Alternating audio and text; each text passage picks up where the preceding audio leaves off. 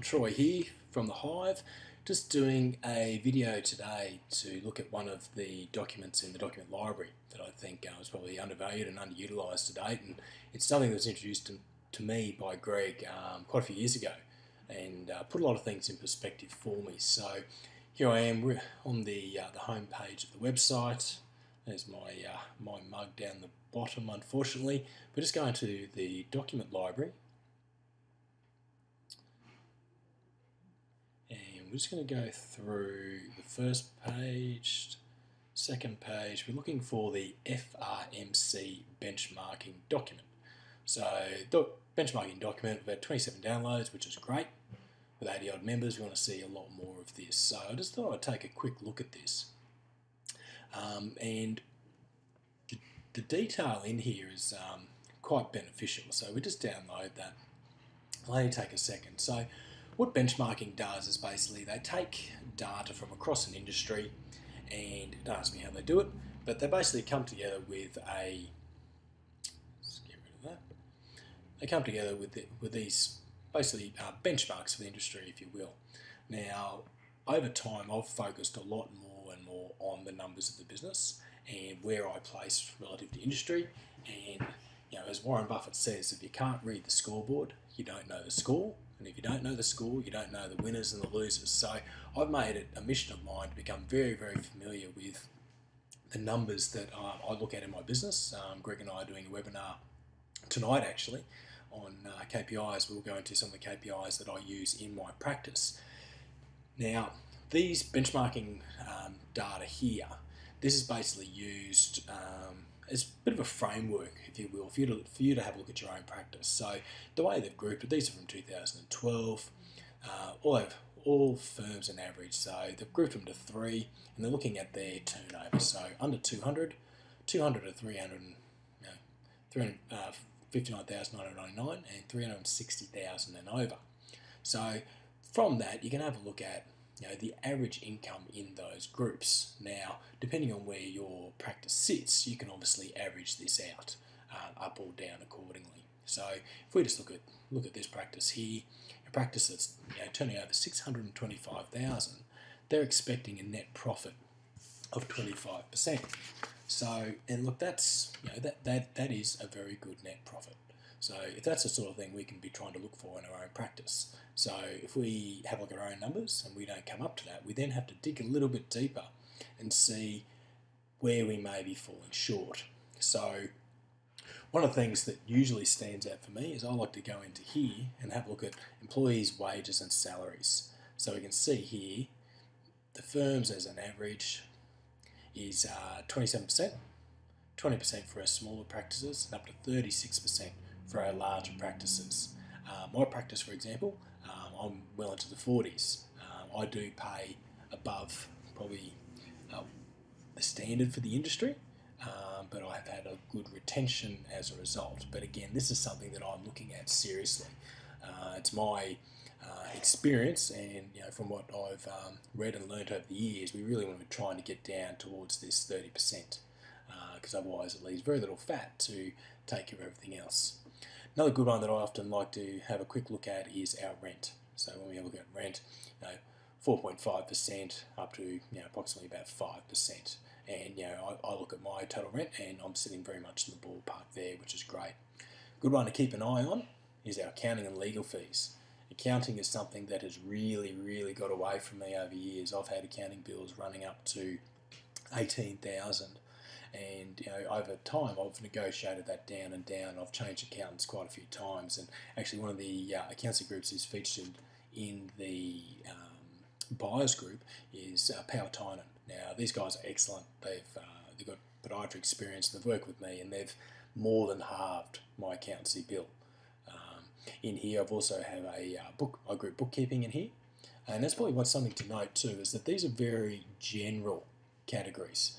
When you look at an individual business's chart of accounts, every business is different, so you've got to make some kind of adjustments here depending to make sure you're comparing apples to apples.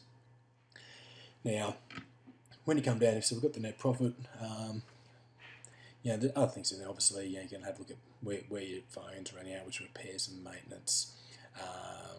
printing and stationery, that's something of mine that really does get away. And certainly interest and bank charges is another one to keep an eye on. Insurance is again another big one. Now, with your drug supplies and consumables, if you go across there and have a look at that, you're looking at 11% up to 9%. Now, through the buyers group, we're looking at saving 10% pretty much across the board. We've got a group of businesses there who pretty much will get at least 10%. So if you can take 10% off your total consumables bill for a year, an equipment bill, that adds up. So they're definitely things to look at, and we will be developing that buyers group going forward. So we get down here and we're looking basically at the average net profit. This is BPS, which if you look down here is before principal salaries and benefits. So this is before someone's actually taken a wage out. So that changes perspective across some of these businesses, and then they figure out per principal work hour, what they're actually earning. You can then scroll down and have a look at the total income per person in the practice, which would include support staff, per actual pod, and then per actual consult. Non-personnel related overheads, so not directly related to treatment. And then we can look at the full-time equivalents. This is quite good as well. So depending on the size of the practice, principals are doing 1.05 up to 1.3. Employed pods, there's often 2.2 of those.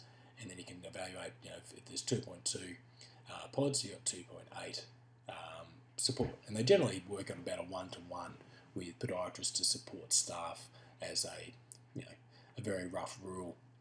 Some other interesting stats in here so you can compare to your own practice. Average consults time. The average number of consults per week. I don't think that's particularly relevant. Opening hours, opening days, assets, but these sorts of things. It depends on interest. I don't put as much value in those, particularly with my own practice. Then it scrolls down. Averages for practices groups is indicated by net profit per principal. So this is just refining those numbers again, but you'll find the percentages stay very, very similar to what we had before. And then the final one down here is basically looking at city and suburbs versus the non-metro. And as you'd probably expect, turnover is greater in the city, but what we actually see is the overheads are quite similar, and the profit tends to be a bit greater in the city. So again, you can have a look at these, so comparing apples to apples, depending if you're in a city or a rural area.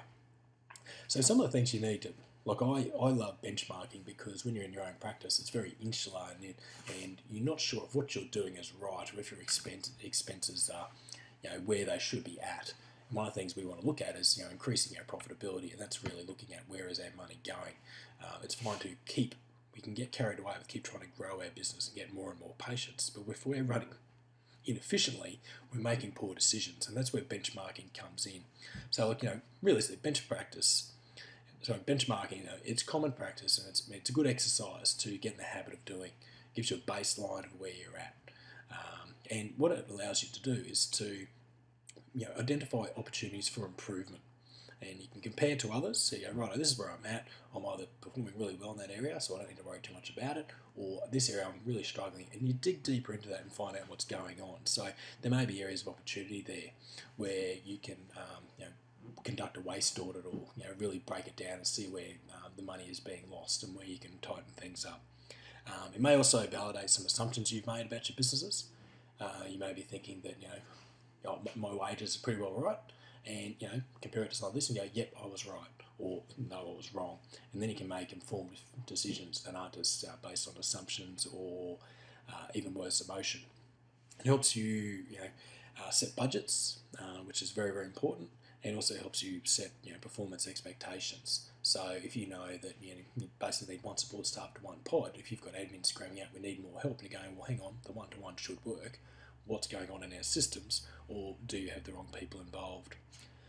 Also, like I say, when you go into these numbers, and I actually looked at some of these things with Andrew recently, and there were some significant items that just jumped out even in the first quarter. So they just stimulated discussion straight away, and out of that came ideas and things that we can actually act on.